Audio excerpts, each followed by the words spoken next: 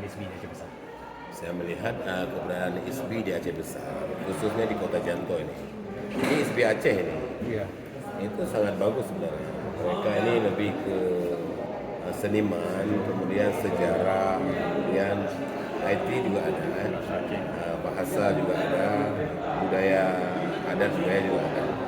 Tapi ini perlu dikembangkan sebenarnya. Jadi kemarin saya pernah diundang, tapi saya nggak sempat datang. Hari ini saya belum sempat datang. Dalam pikiran saya itu banyak gedung-gedung yang sudah berdiri, sudah hebat. Ternyata hanya baru satu gedung saja. Dari sekian puluh gedung, hanya satu gedung saja. Jadi harapan saya ini adalah perlu dan penting.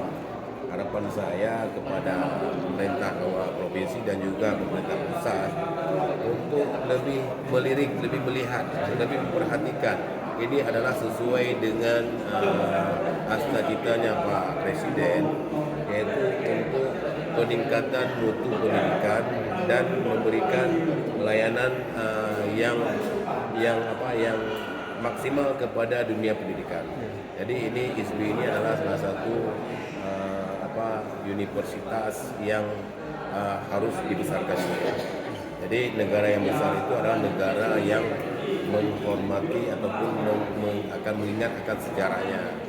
Jadi saya berharap kepada Bapak Presiden untuk mungkin lebih memperhatikan dan memberikan bantuan untuk pembangunan ISBI yang ada di Aceh Besar ini. Demikian.